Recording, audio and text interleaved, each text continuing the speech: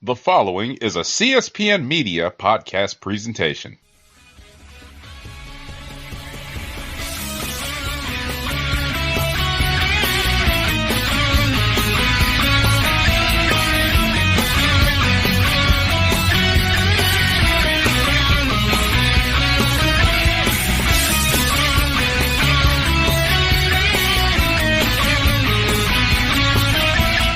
Hello, and welcome to Cast a Strong Style. I'm your host, Don Delarente, and I'm joined by my co-host, none other than Mr. Anwar Starwin. What's going on, Anwar? What up, Don? What up, people out there? And starting a trend, we have another guest. This week, it is none other than from the Forever Young cast, Miss Madam Lizette. Hi, guys. It's been forever. How are y'all doing? We're good. Hope you're doing well. I'm doing good. We have Madam Lizette on because Madam Lizette was in the building for the beginning of the G1 climax. You can hear all about her time before the event, her journey to try to get some merch, and if she was successful or not, on this week's edition of The Dark Match that can only be found on patreon.com/CSPN Media. So we're here to talk about night one of the G1 climax from Dallas, Texas. It was a glorious night, a glorious event. Everybody, according to Miss Madam Lizette, showed up and showed out for New Japan, even without Jon Moxley being on the show. So we start off hot with a tag team match. The former IWGP Junior Heavyweight Champions take on the current IWGP Heavyweight Champions and ROH Tag Team Champions, the Guerrillas of Destiny. The Guerrillas of Destiny, they get the win over Roppongi 3K with the Super Power Bomb on Yo. So we'll start with Madam Lizette because she was in the building. How was first of all, the entrances? I love the Guerrillas of Destiny's theme. It hit so hard. And then Roppongi 3K's theme is really fun. And, you know, the things that they do once they get in the ring. So your first take on just the opening sights and sounds of the G1. So where I was sitting, the Guerrillas of Destiny's music was a little low. And but I could still make everything out. And then also one of the issues about my seat, which is why I love in seats, but also hate in seats, was the ring actually blocked some of my view. So I had to actually wait for them to kind of get down to the actual ring and then see them on the Jumbotron or see them in the ring, just because I couldn't see them walk down. And that was for both of them, not just showing Yo. And for them, I did see a little bit of Rocky though when he went in, I think he went and sat down in commentary, or he went over there talking about something, because I saw him. I was like, is that Rocky? Because he's shorter than I anticipated. But as far as interests and things go, it was good. So crowd, or at least the Dallas crowd, they like them some heels, so they were here for, and then of course they're Bullet Club for life, so they were here for all the Bullet Club members coming out and each of their interests or whatever. And they totally enjoyed Tama Tonga and Tonga Loa. And then Tama Tonga and Tonga Loa were talking so much shit to other people in the crowd who were around the ring who were closer. But you could make out what they were saying. So I think somebody said something about mom or something about one of them. And Tonga Loa was like, yep, that's why your mom sucks. But in a totally different way. And I was like, oh, okay, do your thing. I don't know if I noticed something in Roppongi 3K's little like vignette they do during the song or whatever. Did they change? Like, did they reshoot that? Because like sonatas look different too. So I'm guessing they're like reshooting the little vignettes or whatever that take place during it.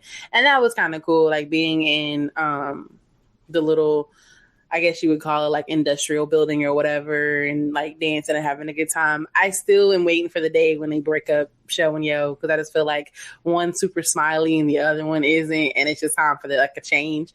I don't necessarily want him to turn on him, but it's just like, I mean, that's what's gonna happen. That's what's gonna happen. But if not, can we just break y'all up amicably and y'all go your separate ways and be singles wrestlers? I just think that like the tag team itself has kind of run its course. And I kind of feel like the fans feel that way too, because the fans were like into 3K being out there, but like they were more for Tama Tonga and Tonga Loa.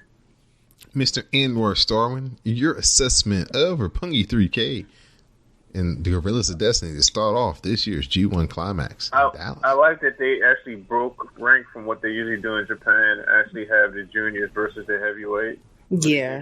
In the state. And it gave a freshness that is missing in the tag division, because that heavyweight tag division is just it's not where it's at. And 3K in there with GOD, it just gave different. It was the nice and like right amount of length and time, and it just worked for me, and I enjoyed it. It was a lot better than I thought it would be. I thought it would just have been some type of squash, but no, 3K held their own, and yeah, they lost, but it was still a hell of a match. And I mean, maybe they might have to think about just consolidating divisions. Maybe they got to do something with that tag division, because some of the matches I don't even want to watch.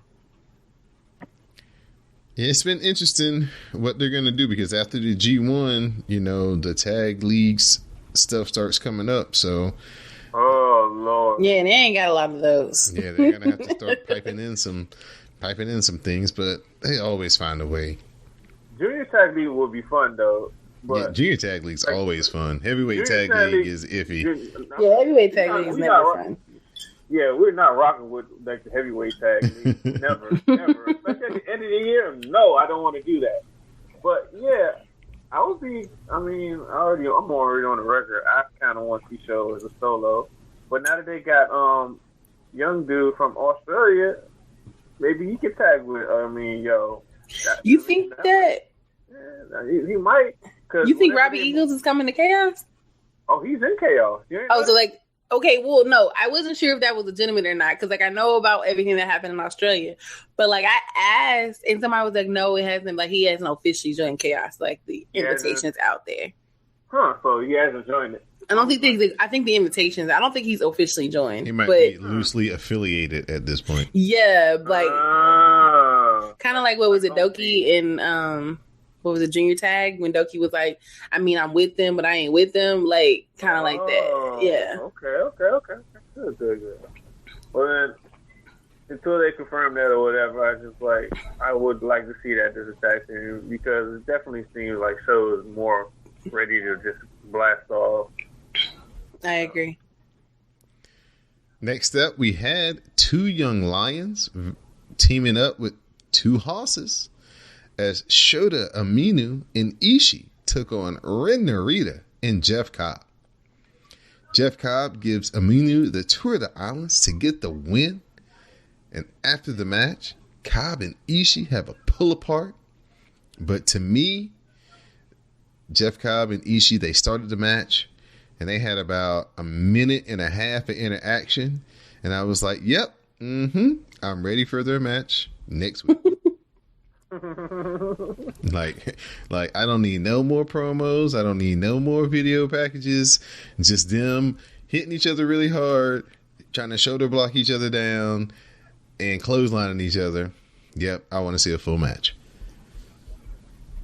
So, Mr. Anwar Starwin, Ishii, continuing his run of, having these big matches and good matches. It's a tag team match here with Shota Umino. They come up on the short end.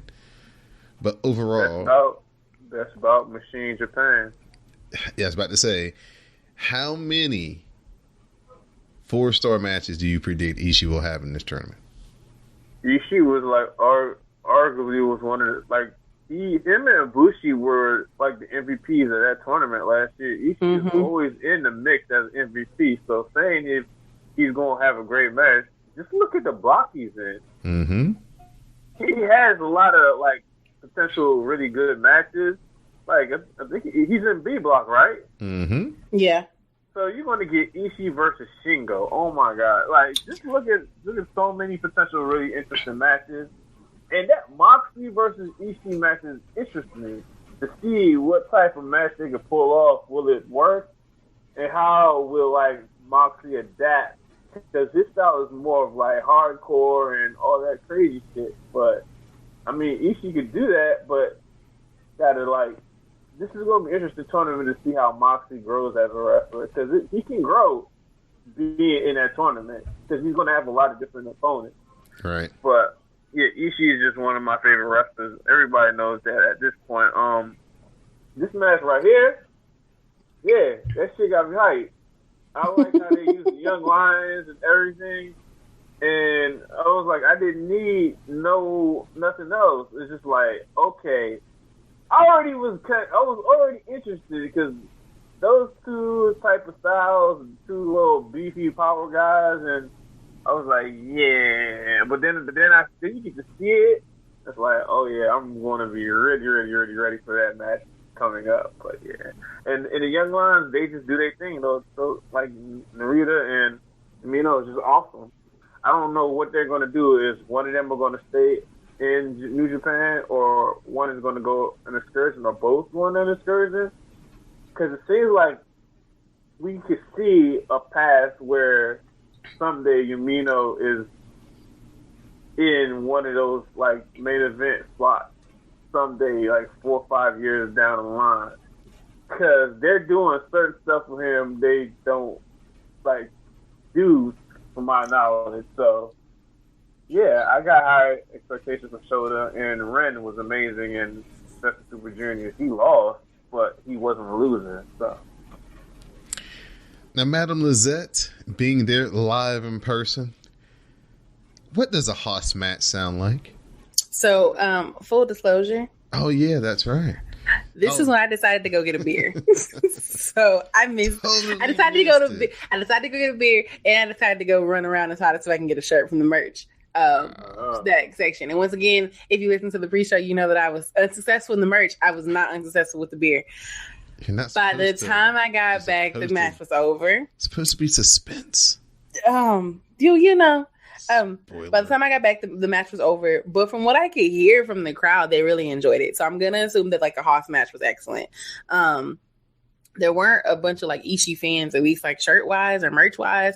I don't even really think he had merch at any of the merch tables anyway. But Ishii's one of my faves. The reason why I went to go get a beer during that time is because he was wrestling Jeff Cobb, and I just don't really too much care for Jeff Cobb. So I was like, so it's Ishii, not Jeff Michael Cobb, Elgin. I can understand. Neither one of them actually. Neither one of them float my boat. So that was why me and Best Friend were like, we're gonna try to get a beer and also go see if we can get merch. You ain't got no love for Matanza? That's all your Cueto made? I mean, not 100%. No, I really need to get better about like paying attention to the young lions instead of being like, I see you when you come back from excursion, because I feel like that's really rude on my side.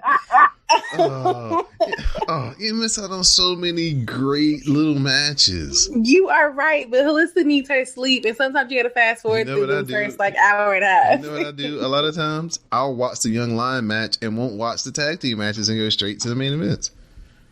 No, I usually watch the tag team matches because I like all the chaos like that happens outside.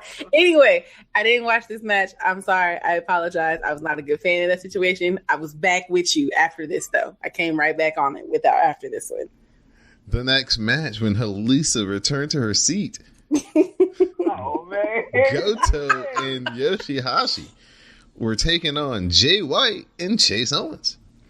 So Goto dumps Jay White to the floor. You get the Ishigoroshi on Chase Owens. And Goto follows with kicks. And then he lands the GTR on Chase Owens. And Goto and Yoshihashi get the win. Now, Madame Lizette, you said that the crowd was pro Bullet Club. So I guess they were loving everything about Jay White in this match. Most definitely. They were most definitely here for everything Jay White. One of the guys behind me kept calling Chase Owens fat though, and I was like, I mean, yes, he is. Like it was a combination of like, dude, you need to go to the gym, and dude, you can't wrestle. Like it was a combination of those. Wow. Yeah, they were not nice to Chase. So you can tell that Chase is the stepchild. He is the ugly duckling that may or may not become a swan. You know, Adam Page used to be in that same spot a couple years ago, and now look at him. So right, and that's what I was telling Best Friend. I was just like, well, I mean, He's basically the new version of Adam. So he just needs to do the Full Gear Challenge and have some really good matches in the G1. And he can get an amazing, excellent deal with AEW next. Any thoughts about Goto and Yoshihashi? So every time I see Yoshihashi, I have a replay of him falling and busting his head on the side of the ring about 6 months ago. So it's really hard for me to like watch a match without like breaking out in fits of giggling. However, I am looking forward to seeing Goto versus Jay White because they are the ones that are going to be wrestling the G1, right? Yes, ma'am. All right. So I am looking forward to that. I think that like the watching them kind of go at it for the little bit of time that we did get to see them kind of go at it and stuff, I thought that was really good. And I'm not like pro Goto in any stretch of the imagination, but it was nice to kind of see him like have some like fierceness to him. So I enjoyed that. Yoshihashi actually has gotten better in the ring. You can tell he's like been getting healthy and he's lost some weight. So I'm working on the giggling that happens when he comes out now.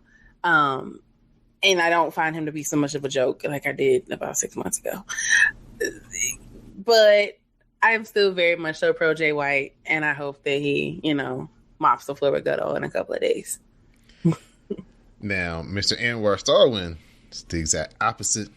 He's all about Goto. The more Goto, the better. So, sir, did you feel that Goto looked strong enough in this match that he should be considered a serious threat in this year's G1? He looked like the person that could create issues for like a lot of the people in the tournament. He looked in great shape. He looked leaner than I've seen like the last time I saw him. He had fire in that match.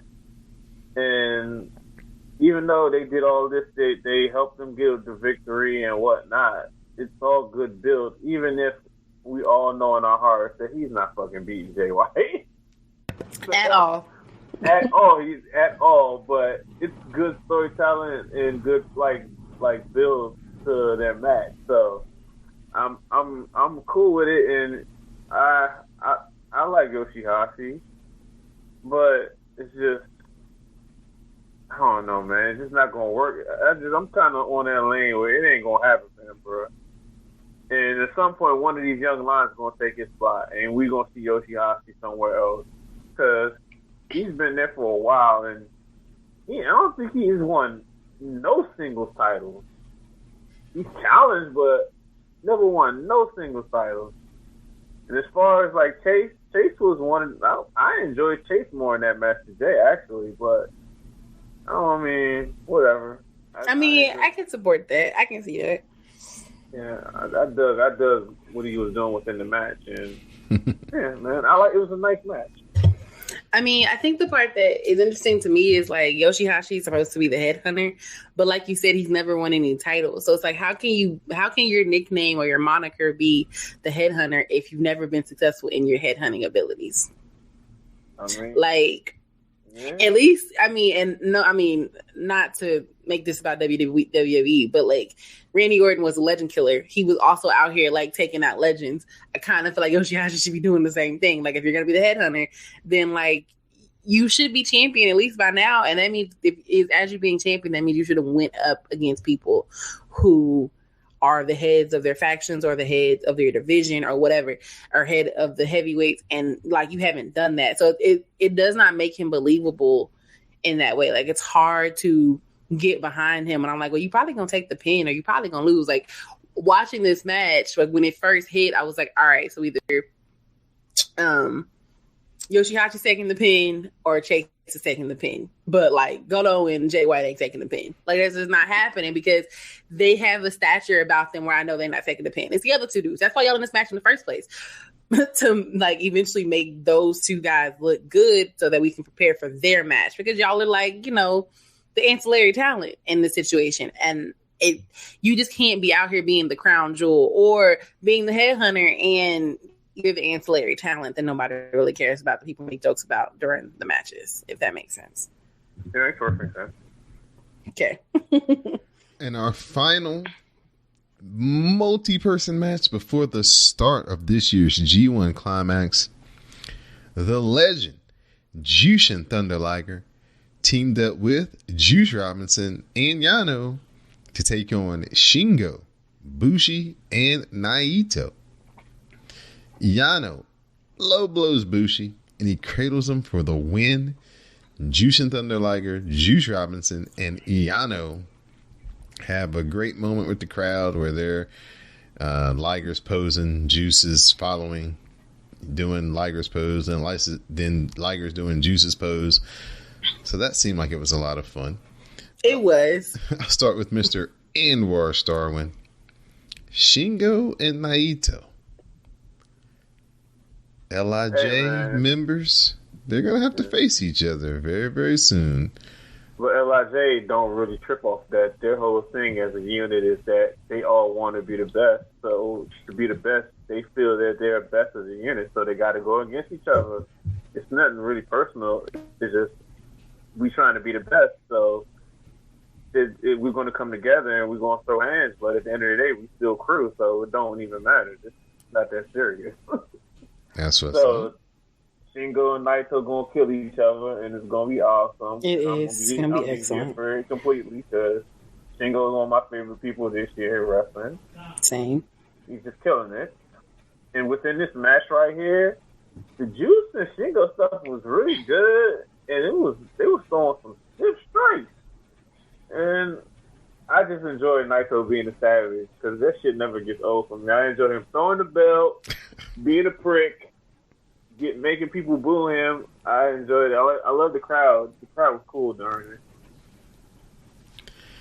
Madam Lizette, you got to see Juice and Thunder Liger live and in person. So what was that like, first and foremost? So, this is a secret y'all probably don't know about me, but me and Jushin have had beef since he beat Tyler Breeze in NXT. So I don't really get up for him like that, because I 100% ride for the fact that Tyler Breeze should have won that match. I don't care how Juice and Thunder Liger from 1990. Right, but I wasn't there for Juice and Thunder Liger in 1990 because I was born in 91. So I do not get up for that. My best friend would be like, your favorite wrestler's up there. And I was just looking at him. I'm like, I'm not standing up for this. He was like, your best friend's up there though. No, I'm not doing this because I don't agree. But no, he looked like, not to all of my pettiness aside, he looked really good. And the crowd was really excited to see him too. So I understand that this is his farewell tour, and he means something to a generation. He means something to New Japan. Just because I don't have any of those kind of feelings about him doesn't mean that other people don't. So for what it was worth, he was good in the match, and the crowd really appreciated him. But Alyssa was back there being petty and being a hater. Everyone else, though, when Los Ingobernables came out, that crowd was wow. Naito music hits and crowd just, everybody's on their feet. Everyone's excited. I saw more Los Ingobernables shirts and gear than I saw of anything else, which makes a lot of sense since Texas is predominantly Hispanic. And so I'm assuming that a lot of folks watched him in CMLL and then they kind of just followed him over to Japan. So watching them just be so geeked to see him was excellent. I am prepared and excited to watch Shingo and Naito go at it in a couple of weeks, because I feel like that's going to be fantastic. And Anwar said, they have an understanding that we want to be the best. And so we got to beat each other. We got to beat each other. On top of the fact that we feel that we are the best wrestlers, period. So we're the best wrestlers, period. We got to go up against each other at any moment. So it wasn't, no issues or anything like that. I was kind of sad I didn't get to see or get a good view of Bushi's match, the first match. I saw the second one, but I didn't get a good view of the first one because, like I said, the ring was kind of in the way of them walking down for me. But Yano was hilarious.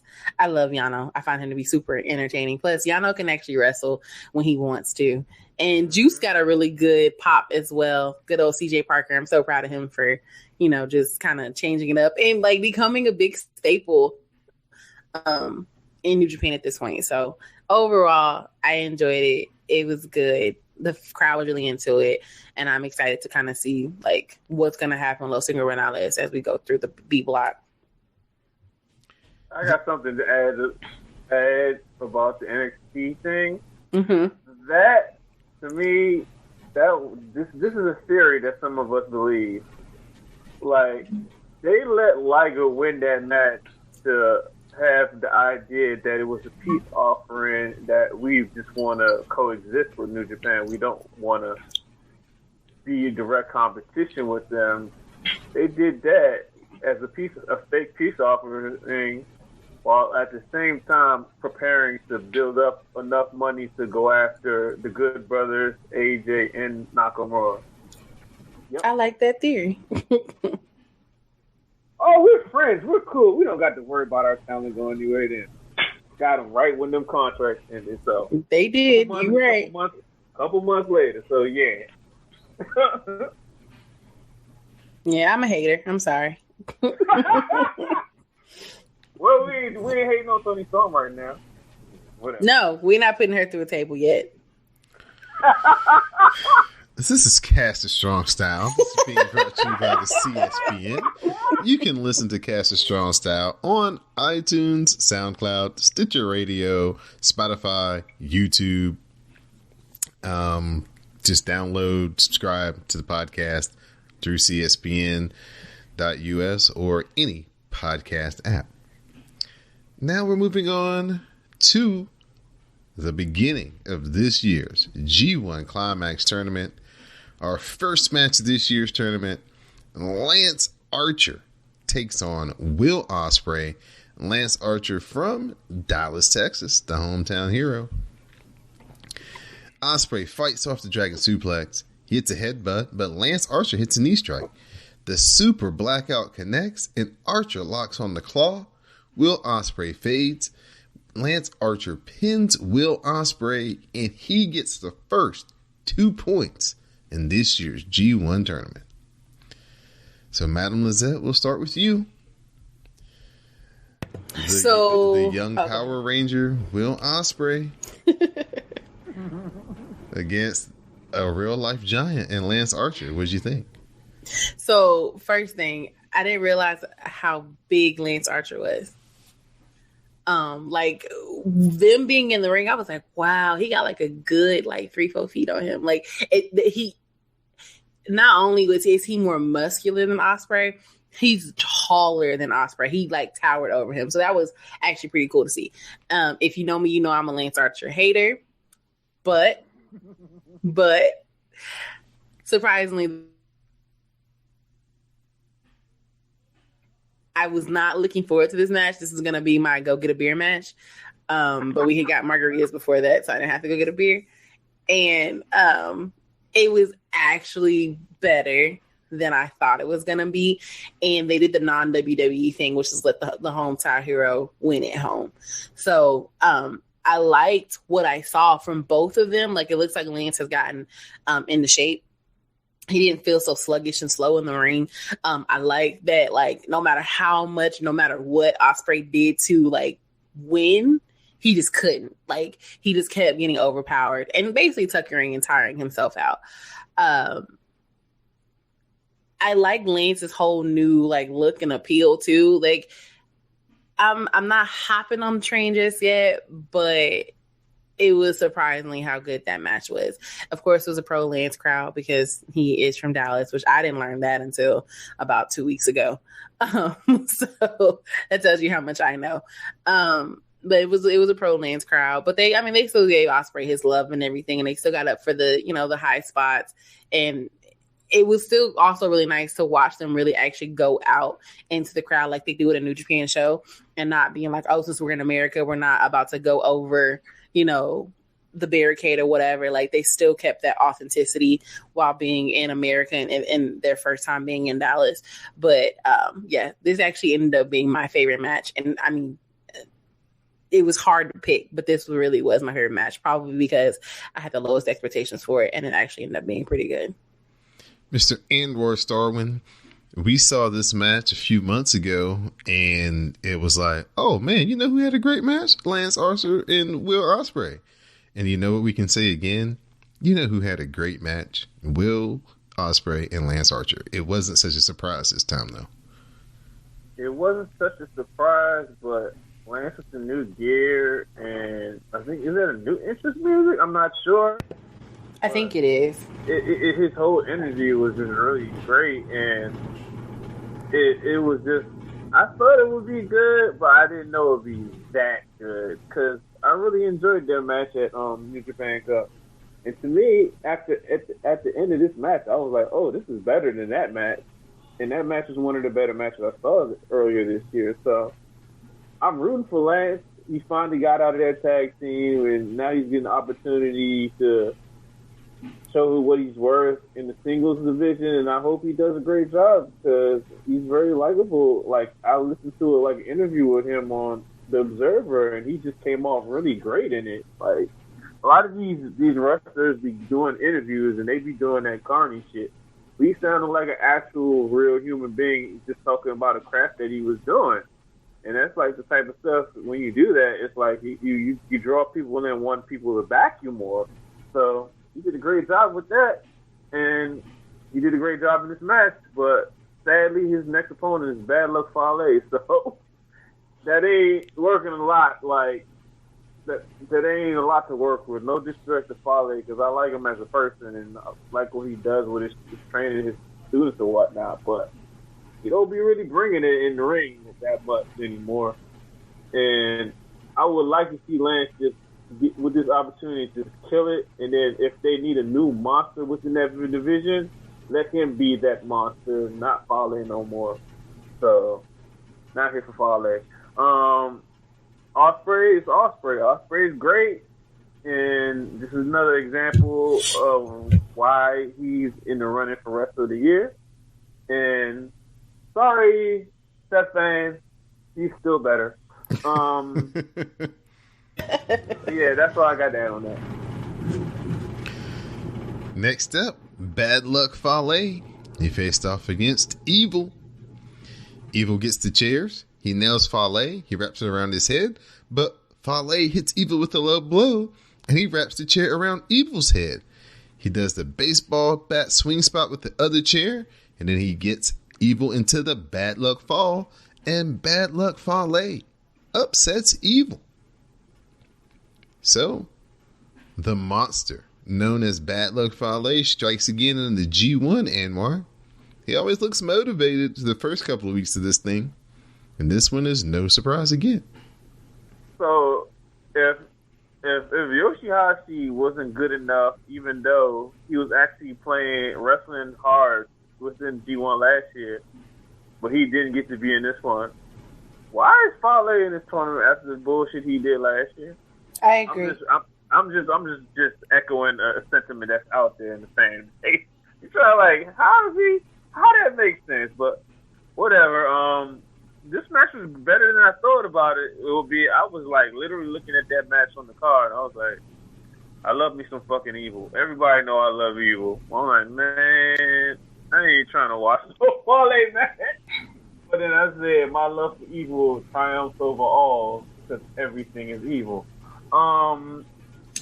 Yeah, I mean, Evil had a lot of fire, a lot of energy, and that made me kind of engage in the match. And Fale did not sink the boat. So he did enough, and Evil caught an L. But I mean, I'm trying to figure out what they're doing with Evil right now because it seems like he don't do the fist bump. Like Sonata didn't do it last year during G1 or before G1.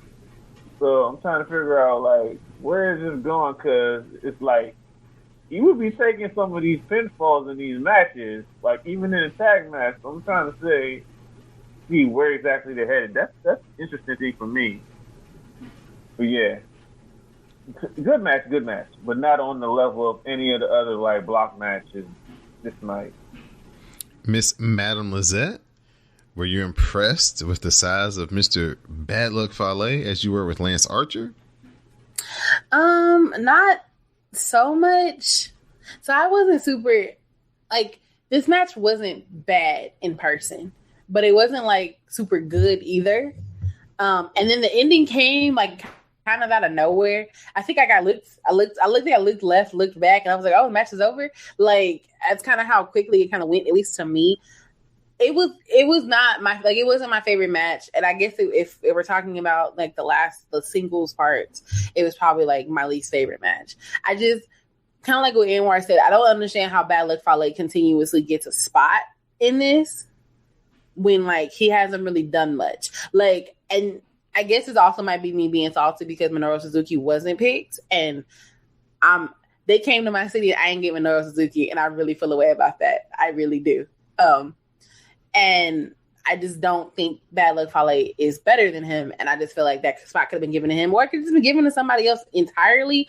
But the match itself was okay. I am an Evil person. I really wanted Evil to win, and then for Evil to like lose, I was like, oh, well, that's like anticlimactic. And then for it to be like the chair spots and stuff like that, like they kept trying to pull me into the match, and I just wasn't really for it. Like I just didn't enjoy it as much as I probably could have.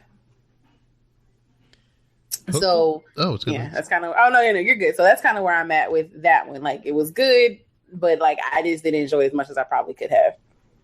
Hopefully these next two gentlemen pulled you all the way in as Sanada faced off against Zack Sabre Jr. Sanada counters the Zack driver into the skull end.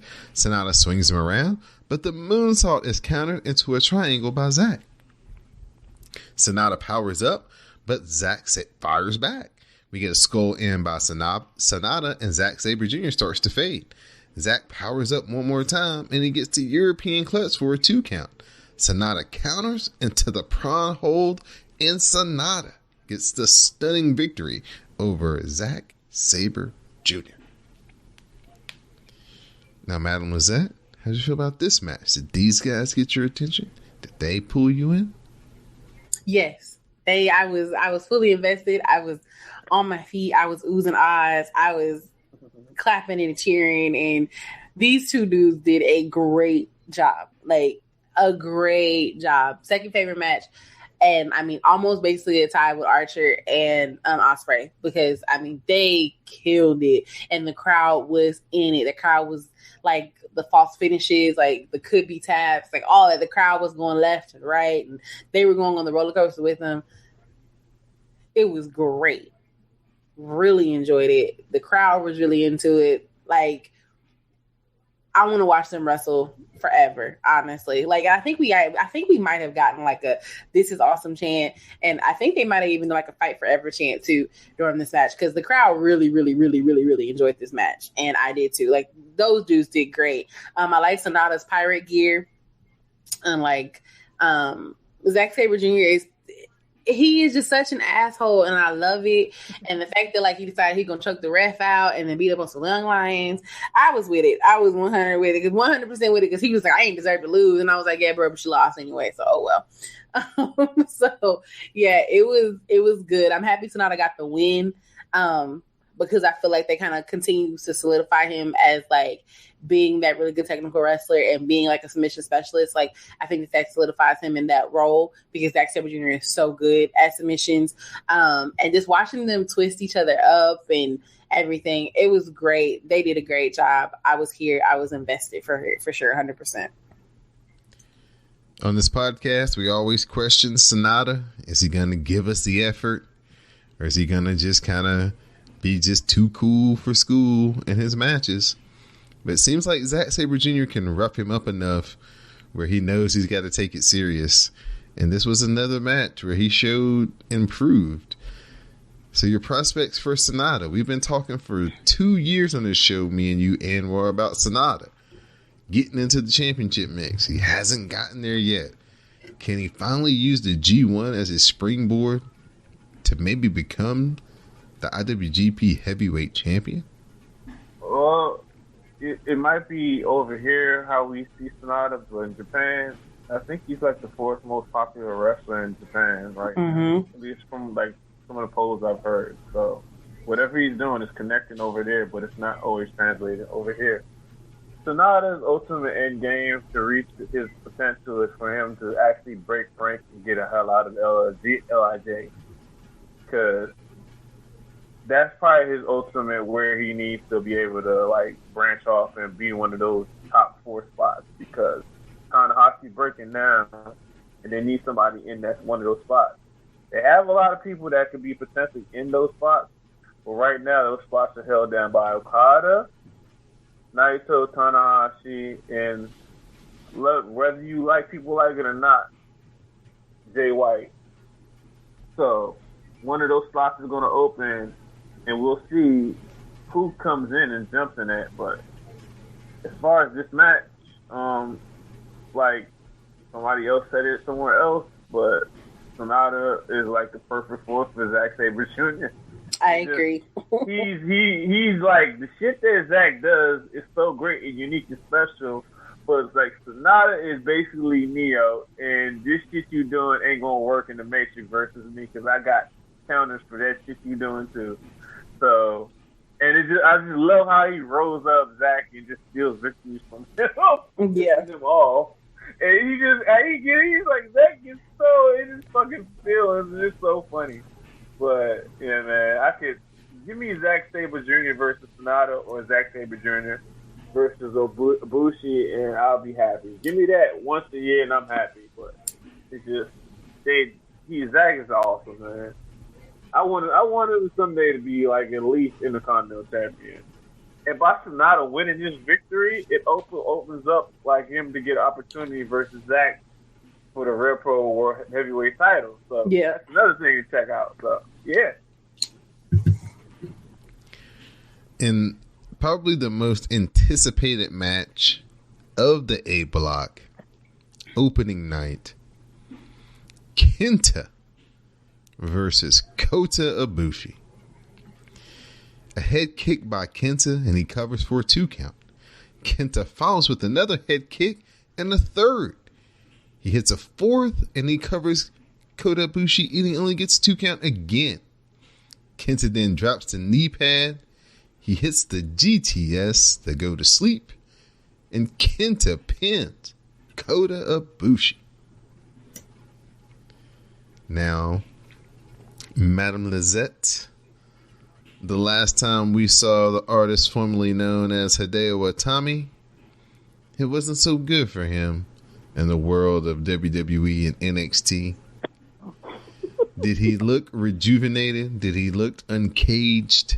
Could you see that, yes, he had finally been set free of his 5-year prison sentence being in the WWE system? Yes, at least in my opinion, yes. Like, it was nice to see him like wrestle the way he wants to wrestle and wrestle against Ibushi, who like can pretty much pull a good match out of anybody. Mm-hmm. Just because like he is that good. But yeah, it was really good to see Kenta. It was really good to like see him kind of just like be comfortable in the ring. And then I don't know if y'all noticed, like Shibata was there. Mm-hmm. They showed him like for like maybe 2 seconds. And I was like, yo, is he gonna like come out here? No. Oh, okay. Well, that was sad. But like once it got going, and I think he deserves that Shibata cosign, honestly. Like after watching that match, I was like, okay, yeah, I get it. Like I get why Shibata's kind of I get why they're trying to do this and tie him with him, and you know, show that, you know, he's getting that endorsement, because I think an endorsement for Shibata is really important from him, especially since like as Americans we only know him because of his NXT and like failed 205 Live run.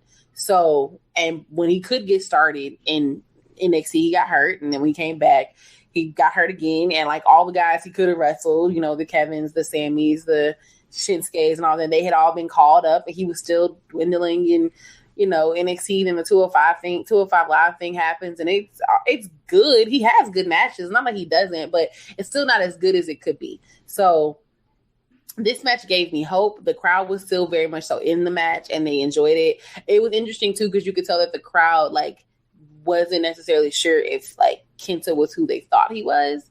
So like you could tell that there were some folks who were like, is that Hideo Itami or am I tripping?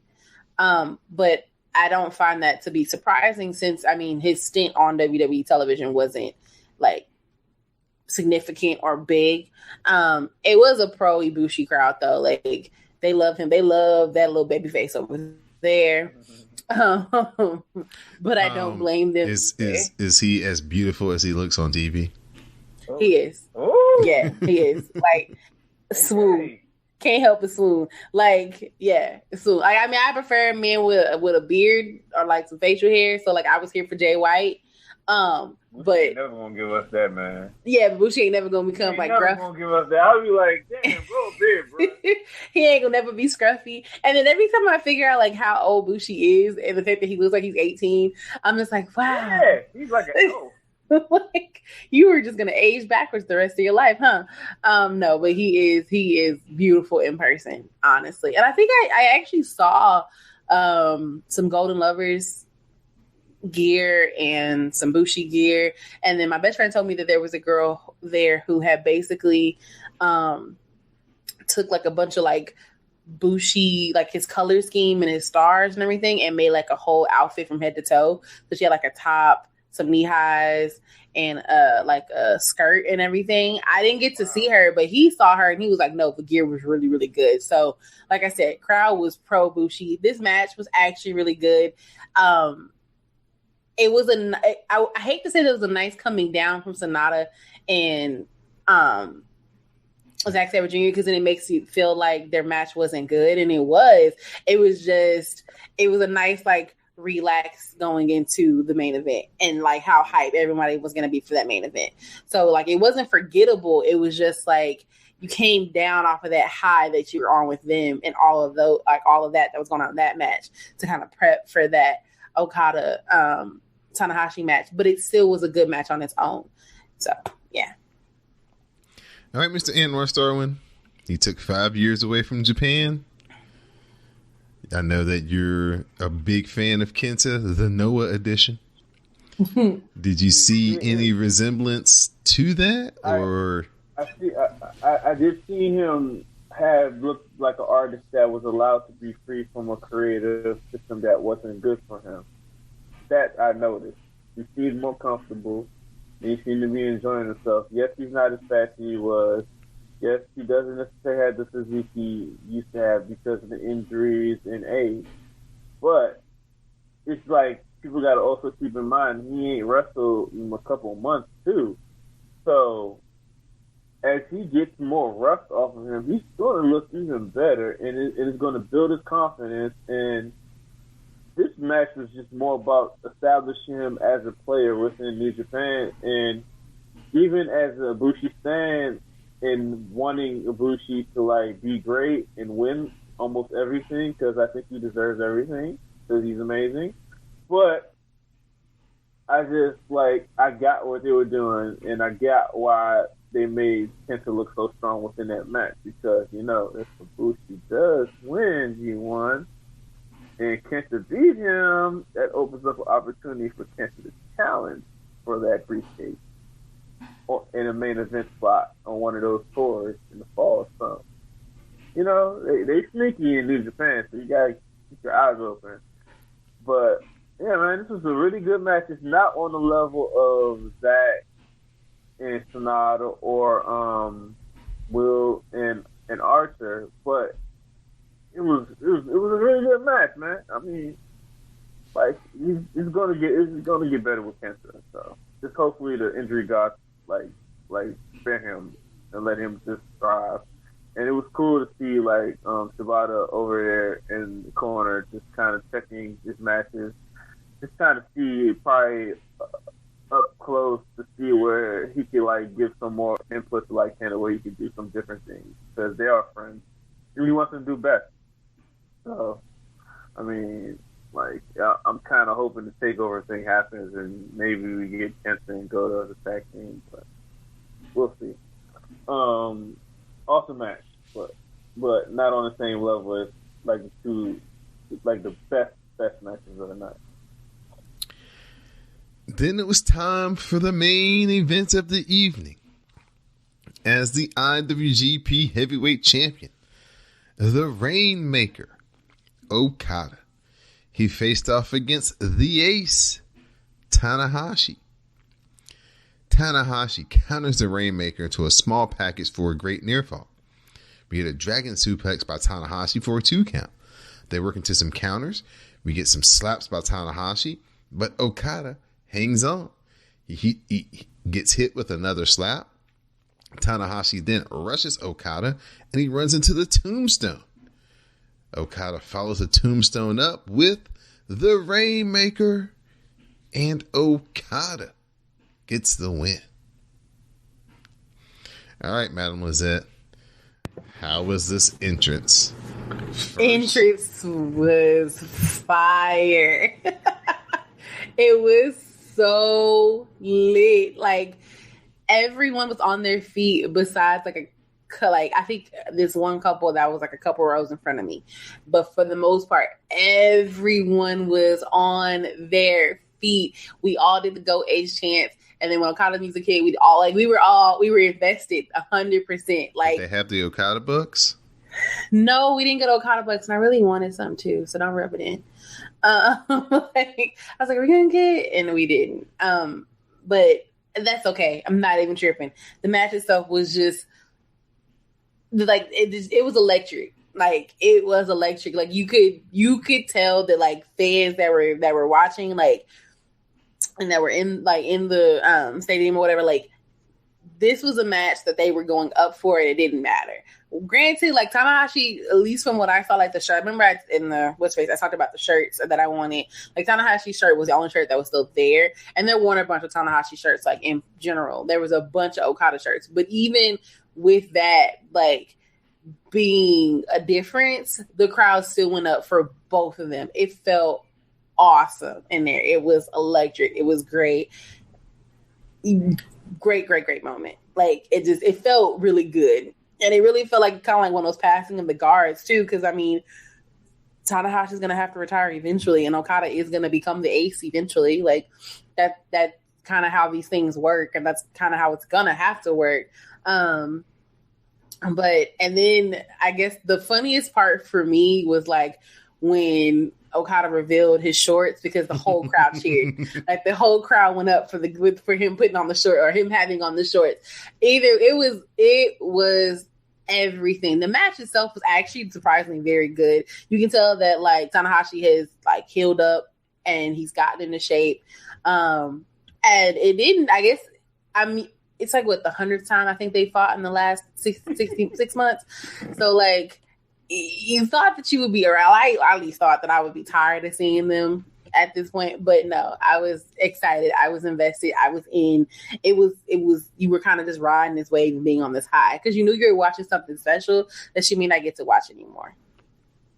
Well, that's awesome. That sounded like it was a worth the price of admission type of main event. Yeah, no, honestly, it was. Mr. Anwar Starwin, your assessment, sir, of the Rainmaker, Okada, getting another win over Tanahashi. The only thing that I was surprised about the match is the length of it, but I like that it wasn't they just got in and did what they needed to do and got the hell out. It was an awesome match. It was another great match in their overall history with each other, and I think this is the first time within G1 that either one of them have actually just, I think, like straight up beating each other, because like it's usually they only have draws in G1, so I mean, for Okada to get that victory is big. So, and also avenges that defeat he lost into like Tanahashi in the fall. So it's good. That's just one of the greatest wrestling feuds on some just straight up match stuff and actually developing another talent into like a superstar that I can think in my mind, and like literally you could just go through all those matches and just see amazing stuff. Like literally their match versus Invasion Attack, I think 2013 is one of the best matches I've ever seen. It's so great. And and that's not even talking about the Wrestle Kingdom matches they've had. They've had so many amazing matches, and it's like they spoil us. And for anybody that got to see that match live, they are one of some of the luckiest people in the world, because a lot of people will never get to see Tanahashi versus Okada live, and you saw it, so they on you. It was great to see Tanahashi break out the old shit, because he really styled on him. And you're like, okay, we're in this situation, this big spot. I'm going to dial it up. So that was cool to see him do it, because he's kind of like dialing down some of that stuff now, because he's getting older and his body can't take it no more. Mm-hmm. But man, he really showed out for like Dallas, so that was great. But man, yeah, the A Block it killed it. I was really entertained by this entire show, from the tag team matches all the way through the main event of the evening. I am a big Zack Sabre Jr. fan, so anytime he has a match that goes more than 10 minutes, I think it's the best match on the card. And this G1 event was nothing different. I thought him and Sonata told a great story, and Sonata once again able to play the game of catch as catch can with Zack Sabre Jr. Great story. I was good to see Kenta really showcase. I have never seen Kenta wrestle. I've always seen Hideo Itami, so it was good to see the differences in the style and the aggressiveness. And Will Ospreay, man, he just continues to produce great matches. He's getting into the point where, you know, small guys, big guys, medium guys, he can wrestle them all and do awesome things. And when you can do that, you become much more valuable to the company, and you get a chance to be in a lot more championship matches and different mixes that keeps you fresh. So I'm looking forward to what Will Ospreay is going to do for the rest of this year. He is really about one more good 5-star match away from probably being Wrestler of the Year if he doesn't go to Shingo. Shingo doesn't beat him to the next 5-star match first. This is between them and Kento Miyahara. You gotta watch All Japan. That's all I gotta say. You gotta watch All Japan. Just those main event matches. Okay, I'll try to. When I'm on a lazy day and it's like, oh, the power went out or something, I'll grab my tablet and see if I can remember that. Yeah. So. Before we turn it over to Anwar and Madame Lizette for their shout outs, let's preview what's going to happen this Saturday night as the B Block gets into action. Juice Robinson is going to wrestle Shingo. Ishii is going to face off against Jeff Cobb. Yano is going to face Naito, which is going to be great. Goto faces Jay White, and Jon Moxley against Taichi. So, Madame Lizette, out of those 5 matches, which one are you looking forward to the most? Probably Goto and Jay White, just because like seeing them kind of have that little 2 minutes in the ring, and like Goto just kind of having a different feel about him now. I want to see how that's going to translate into like a full length match with them. And then Jon Moxley, I'm not like the biggest friend of Taichi, so like I just want to see him wrestle somebody different, I guess, if that makes sense. Like, and I hope that he gets the win, but I wouldn't be like upset if he didn't, because I really like Jon Moxley. The next time I talk to you on this podcast, you will have officially, like everybody else, converted to the dark side and become a Taichi fan. I don't know what takes y'all so long. I mean, hopefully, I am starting to see it, but I have not made it there. I think it's the gimmick, honestly. Like the opera gimmick really just kind of like blows me a little bit. Mm-hmm. Like, I'm sorry, like Phantom of the Opera gimmick just kind of blows me, and I'm a musical lover, so that's a whole nother thing. I'm like a musical and classical movie lover, and I can't get behind that gimmick. But I want to see Jon Moxley, him kind of go at it, because the more that he has left WWE behind and changes up his wrestling, the more I want to see what he's going to put on in Product Rise, just because like we didn't get to see what he could do really good as Dean Ambrose in WWE. And then, of course, Naito and Yano is going to be nothing but shenanigans. I'm always going to be there for that. Anwar Starman, I'll pose you the same question, sir. The match that you're looking forward to, or matches you're looking forward to in this block, B block, opening night. Juice versus Shingo, Cobb versus Ishii, and Taichi versus Moxley kind of interests me, just to see, like what Madame Elizabeth said, something different. That's going. Is Taichi going to be there to throw hands, or he's going to be there for the bullshit? That's what interests me. I'm definitely looking forward to Ishii and Jeff Cobb and Jay White. I like the way that he has rebounded after losing the championship. Now he seems championship ready. Whereas before it was like he was in the spot, but I don't think he felt he was ready, or that he may, and the people didn't feel like he deserved it. Now I think inwardly he feels like, okay, now I understand what it is to be a champion and what it takes to be the champion, and he's getting himself ready for the run. And I hope the people, when he does become champion the next time, have caught up and are ready for it.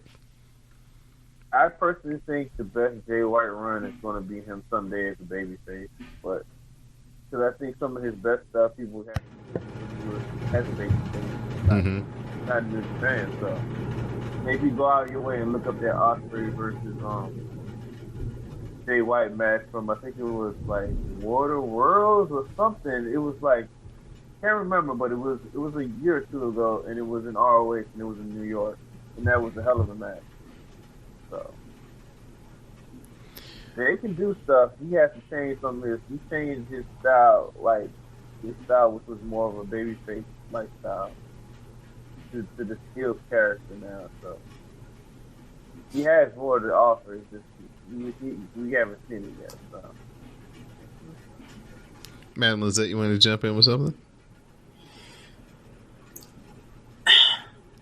I just need to see. I don't know what it is about Jay White. I feel like he improves and like he gets better. But like I still think my favorite match that he's had, or feuds that he's had, were against Juice and Hangman. And I don't know if Juice is gonna be able to bring that back out of him, especially since he's not in the G1 and Hangman's not in not in New Japan anymore. So like, I liked him as champion, but I also felt like something was always missing. And I think a lot of that, what is missing is his inexperience with like being champion and kind of being the guy, even if it is for a short period of time. And also he just doesn't have that chemistry with everybody in the ring. And he's kind of like Sonata sometimes. Like he turns it on and he turns it off. Sometimes he has really great matches. And then other times it's like, oh, okay, you're just kind of here. So I'm hoping that like this G1, because he is wrestling some different guys, and like, I mean, this one he's wrestling like a vet in Goto, like he will be somebody, it'll click. But if not, it's just gonna be like, wow, it's not that you don't have the potential to be great, it's just I think you kind of rest on your laurels for how good you are, and that doesn't work. Like that's just not. There's somebody who's always willing and ready to take your spot. You need to always be prepared for that, especially in the wrestling world, especially in New Japan. And like, I just don't feel like Jay White feels that way, even though he hasn't been, back from excursion that long. So you need to really be pumping, because I mean, you're not a part of the name, folks, who I'm super excited to see. But I want to see you because I want to see, like, are you going to give me that great match again? All right. So at this time, Mr. Anwar Starwin, I'll turn it over to you first and foremost, sir, for your shout-outs and thank yous. Well, thank Madam Lizette for coming, taking time with us today. Shout out to Jupiter Julep, because Jupiter Julep always gets shout-outs. Shout out to Let's Sleep, though. Maybe you need to stop watching so much WWE, but whatever, girl. I got love for you regardless. And shout out to Terry Boy, because Terry Boy got that knowledge. And shout out to everybody else who show love. I love y'all guys. Madam Lizette, your shout outs and thank yous. Well, of course, thank you, Don and Anwar, for asking me to come on today. I appreciate it. It's been a while since Don didn't put me on one of the podcasts outside the Forever Young Cast. Of course, shout out to my Forever Young Cast co-hosts, JJ and V. It's odd not being here and not having the girls with me, but it's cool. Maybe WWE will give us a Mae Young Classic next year. Shout out to my best friend, because I mean, he always gets shout outs, and he went to the show with me. And thank you guys again. I appreciate it. Well, thank you, Miss Madam Lizette, for joining us. I'd like to give a shout out to my co-host, as always, Mr. Anwar Starwin. Definitely give a big shout out to the other ladies who co-host the Forever Young Cast with Miss Madam Lizette. please check out their State of Women's Wrestling podcast here on the CSPN. Still relevant because ain't shit really changed in WWE since that podcast was released a few months ago. So. I mean, I feel like we need to have like a rehashing of like how terribly they managed to ruin Becky and how much they have pushed Lacey into our face to the point that we dislike her, and how they somehow managed to make Nikki Cross talk, but like I still don't care. And you know, there's little things like that, or talk about the fact that like. From what I have been told, I haven't seen the match yet, but Tessa Blanchard just had like a fucking great, amazing intergender match the other night on Sunday at TNA. And I'm just like, that's what we need, WWE. Some good things like that. Well, there's about 900 million reasons why you'll never see that type of violence against a woman in WWE, because Tessa Blanchard took an ass whooping. I know, I heard, but like the thing that I heard that made me go, okay, well, not even WWE fans, wrestling fans are mature enough to deal with this. Is so many fans walked away and said, wow, that was a really good wrestling match. Not wow, like I feel like he abused her. Like there is a difference between wrestling and like this being your job and it being a storyline and everything, and like domestic violence disputes. And I wish people understood that. Like there is a difference, and you can visually see the difference on top of like all the other, you know, things that you can point out, you know? So I think that WWE needs to not be so afraid of that, especially since Tessa Blanchard is like our generation, or could be our generation's version of China. That's like, the one they missed on. They got just about all the, at that point, it was Tessa Blanchard, it was Chelsea Green, it was Britt Baker. They were all kind of like all in the same little group of people that they were picking out of, and they all came on to NXT for a minute, and Candice LeRae was in that thing too, and for some reason they could not nail Tessa Blanchard down. But yeah, she was in NXT like 3 years ago. I mean, I think some of it has to do with like her lineage and like her family just kind of being like, you don't want to fuck with them. And also, I think Tessa wants to make a name for herself, like, and stand on her own 2 feet. And I think she also enjoys being an indie wrestler and being able to wrestle the guys. Like, I think that's important to people. Like, I think I would not be surprised if like Candice LeRae, you know, misses Joey Ryan and like being his tag partner, because I mean that it changes how you wrestle and you get to have a little bit more fun and be a little bit more loose with certain things. Like WWE is great because it's a consistent, constant paycheck. But if you're good at what you do, you'll find the money, you know? I mean, Dean said it best. He was like, look, if all of this falls apart, my house is paid for, and me and Renee can hop in a Winnebago and drive off into the sunset as long as I can do what I love, which is wrestle. Sometimes wrestling is more important than the paycheck.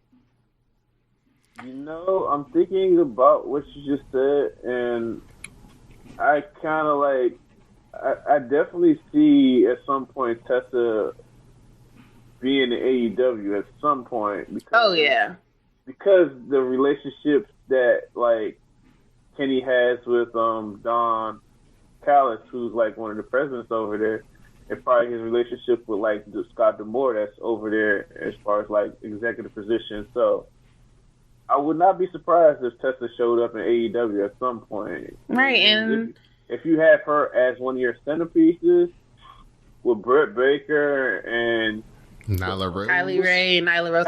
Nyla Rose is amazing. Man, and we ain't even talk about the Joshi girls. Right, because Joshi girls are phenomenal too. We could do a whole thing. That's what I'm saying. Like, there is more for us to talk about. We gotta get JJ and V, you know, caught up on the indie stuff too. Yeah, so man. It's some good stuff out there. I need to watch more Stardom. So for my co-host on this particular episode, Anwar Starwin and Miss Madam Lizette, I'm your host, Don Delarente, and this has been Cast of Strong Style.